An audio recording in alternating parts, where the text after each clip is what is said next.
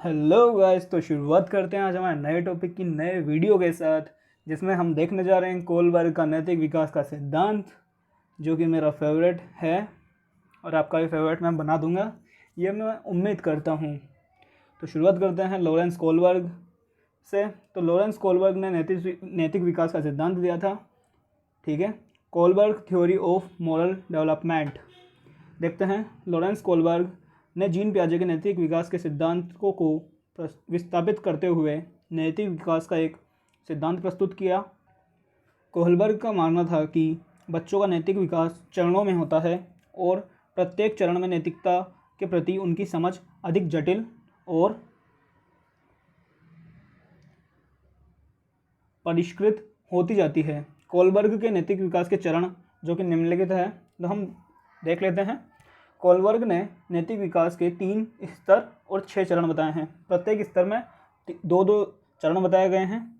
तो कितने हुए? 3 स्तर के 6 चरण देख लेते हैं। पहला स्तर पूर्व पारंपरिक नैतिकता, प्री कन्वेंशनल मोरलिटी। इसको आप अगर इंग्लिश में भी याद रखते हो तो आपके लिए बहुत लाभकारी हो जाएगा ये, ठीक है। इस स्तर को हम समझ लेते हैं।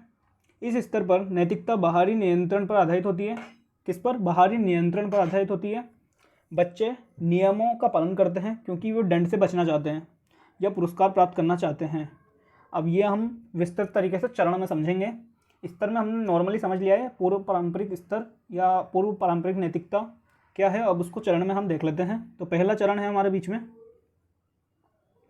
पहला चरण है दंड और आज्ञाकारिता अभिविन्यास, पनिशमेंट एंड ओबीडियंस ओरिएंटेशन, ठीक है। बच्चे नियमों का पालन करते हैं क्योंकि वे दंड से बचना चाहते हैं। थ्योरी देख रहा हूँ मैं अब इसकी, ठीक है। थ्योरी बता रहा हूँ तो समझना का ट्राई करना। बच्चे क्या नियमों का पालन क्यों करते हैं? क्योंकि वह दंड से बचना चाहते हैं। वे मानते हैं कि कुछ भी दंडित किया तो वह गलत है। क्यों बता रहे हैं वो? क्योंकि दूसरे नैतिकता का बाहरी नियंत्रण हो रहा है। माँ बाप कंट्रोल कर रहे हैं बच्चे को, अपने सहपरिवार से या किसी और से कंट्रोल्ड हो रहे हैं बच्चे, इसलिए। अब उदाहरण के रूप में हम देखते हैं तो मुझे चोरी नहीं करनी चाहिए क्योंकि मुझे दंडित किया जाएगा। क्या किया जाएगा? मुझे चोरी नहीं करनी चाहिए क्योंकि मुझे दंडित किया जाएगा, ये बच्चा सोचता है। चरण 1 में। चरण 2 देख लेते हैं, दूसरी स्टेज क्या है। तो दूसरी स्टेज है हमारे बीच में चरण 2, व्यक्तिगत पुरस्कार अभिविन्यास, ठीक है। इसको बोलते हैं इंग्लिश में इंडिविजुअलाइजेशन एंड एक्सचेंज। बच्चे नियमों का पालन करते हैं क्योंकि वे पुरस्कार प्राप्त करना चाहते हैं। मेरी इंग्लिश थोड़ी सी वीक है तो थोड़ा सा एडजस्ट कर लेना, ओके। बच्चे नियमों का पालन क्यों करते हैं? क्योंकि वो पुरस्कार प्राप्त करना चाहते हैं, ठीक है। यहाँ तक क्लियर? या फिर अपनी आवश्यकताओं को पूरा करना चाहते हैं। वे मानते हैं कि सही और गलत व्यक्ति आवश्यकताओं पर निर्भर करता है। बच्चे क्या मानते हैं कि सही या गलत व्यक्तिगत आवश्यकताओं पर निर्भर करता है। उदाहरण के रूप में मैं बताऊँगा, मैं तुम्हारी मदद करूँगा यदि तुम मेरी मदद करोगे। जैसे बचपन में होता था कि तू मेरे ये पेंसिल ले ले और तू अपना शॉर्पनर मुझे दे दे। तो ये अगर तू मेरी मदद करेगा तो मैं तेरी मदद करूँगा, ऐसा। तू मेरा टिफ़िन खा ले और मेरे को तेरा टिफ़िन खिला दे, ऐसा होता था बचपन में। तो ये बताया गया है दूसरे चरण व्यक्तिगत पुरस्कार अभिविन्यास में, ठीक है। अब देख लेते हैं हम जो हमारा दूसरा स्तर आ रहा है पारंपरिक नैतिकता, या फिर इसको बोलते हैं कन्वेंशनल मोरलिटी, ठीक है।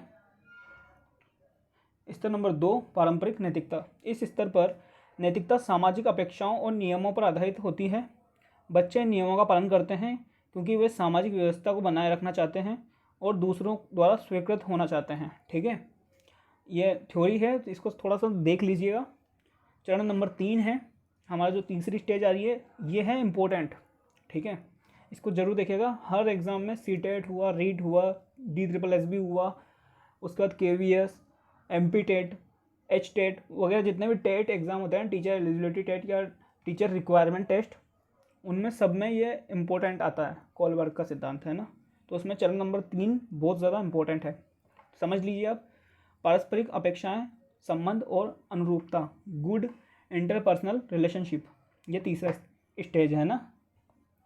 अब इसको और विस्तृत में समझा देता हूँ मैं आपको। बच्चों नियमों का पालन करते हैं क्योंकि वे दूसरों द्वारा स्वीकृत होना चाहते हैं और अच्छे संबंध बनाए रखना चाहते हैं। वे मानते हैं कि सही और गलत दूसरों की अपेक्षाओं पर निर्भर करता है।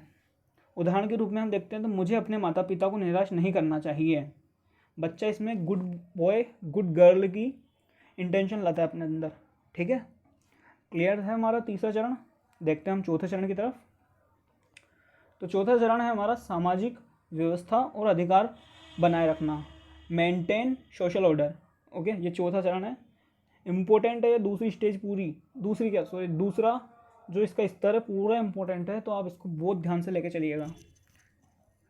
बच्चे नियमों का पालन करते हैं क्योंकि वे सामाजिक व्यवस्था को बनाए रखना चाहते हैं और अधिकार का सम्मान करना चाहते हैं। वे मानते हैं कि सही और गलत सामाजिक नियमों और कानूनों पर निर्भर करता है।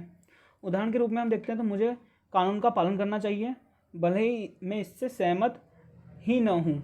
मतलब वो बोलना ऐसा चाह रहा है कि मुझे कानून का पालन करना पड़ेगा, चाहे मैं इससे सहमत हूँ या ना हूँ, क्योंकि ये समाज ने बनाए हुए नियम हैं, समाज के नियम होते हैं ये। इसलिए देखते हैं हमारा जो तीसरा स्तर है। तीसरा स्तर हमारे बीच में आ चुका है, उत्तर पारंपरिक नैतिकता। क्या है ये? उत्तर पारंपरिक नैतिकता, इसको इंग्लिश में बोलते हैं पोस्ट कन्वेंशनल मोरलिटी। ओके, इस स्तर पर नैतिकता व्यक्तिगत नैतिक सिद्धांतों और मूल्यों पर आधारित होती है। बच्चों नियमों का पालन करते हैं क्योंकि वे मानते हैं कि नैतिक रूप से सही हैं, या भले ही वे सामाजिक नियमों का विपरीत हों। देखो, इसमें मैं समझा देता हूँ आपको। इसमें क्या होता है, उत्तर पारंपरिक नैतिकता में बच्चे नियमों का पालन करते हैं क्योंकि वे मानते हैं वे नैतिक रूप से सही हैं, भले ही वे सामाजिक रूप से गलत क्यों ना हो। बच्चा वही करेगा जो खुद को नैतिकता के स्तर पर सही लगेगा, क्योंकि बच्चे के अंदर ये आ चुकी होगी, तर्क की क्षमता पैदा हो चुकी होगी इस स्टेज पे आके। ठीक है, देख लेते हैं इसका पांचवा चरण क्या है, सामाजिक अनुबंध और व्यक्तिगत अधिकार, social contact and individual rights. Okay, बच्चे मानते हैं कि नियम लचीले होते हैं और व्यक्तिगत अधिकारों और सामाजिक कल्याण के लिए बदले जा सकते हैं। बच्चा ऐसा मानने लग जाता है कि नियम सब लचीले होते हैं और अगर मेरे अधिकार या मेरे कल्याण के लिए कुछ बदलना है तो मैं बदल सकता हूँ, ये बच्चा मानने लग जाता है, क्योंकि ये उस टाइम किशोरावस्था में होता है बालक, उत्तर पारंपरिक नैतिकता के टाइम पे। देखते हैं हम छठा चरण जो हमारा है। उसके पहले हम पांचवें चरण का जो उदाहरण है उसको देख लेते हैं एक बार। कुछ कानूनों को बदला जाना चाहिए क्योंकि वे अन्यायपूर्ण हैं। ये हमारा पांचवा चरण पूरा हुआ। उसका छठा चरण देख लेते हैं। छठा चरण है सार्वभौमिक नैतिक सिद्धांत, यूनिवर्सल एथिकल प्रिंसिपल। ओके, छठे चरण की जो समरी है उसको मैं समझा देता हूँ आपको। बच्चे सार्वभौमिक नैतिक सिद्धांतों के आधार पर निर्णय लेते हैं, जैसे कि न्याय, समानता और मानव गरिमा। उदाहरण के लिए हम समझ सकते हैं कि मुझे अन्याय के खिलाफ खड़ा होना चाहिए, भले ही इसका मतलब कानून तोड़ना हो। बच्चे इस अवस्था में आके बिल्कुल मतलब अपने दृढ़ निश्चय होने लग जाते हैं बालक, क्योंकि वो सार्वभौमिक नैतिक सिद्धांत को मानने लगते हैं, यूनिवर्सल एथिकल प्रिंसिपल को मानने लगते हैं।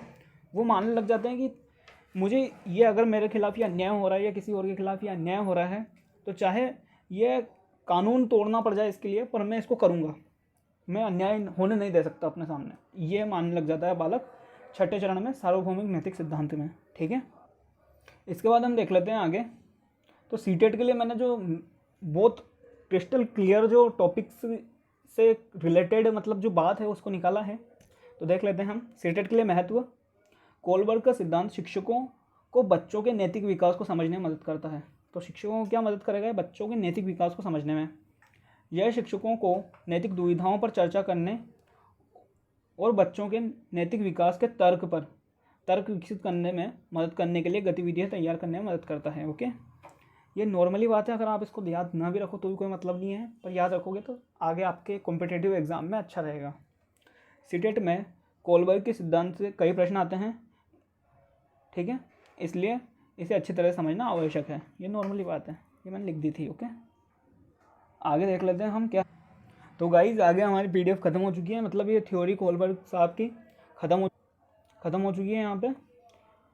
तो ये क्लियर है आपके बीच में। अब कोलबर्ग के हम नैतिक विकास के सिद्धांत के 20 प्रश्न का कल बिल्कुल हम MCQ लाएंगे।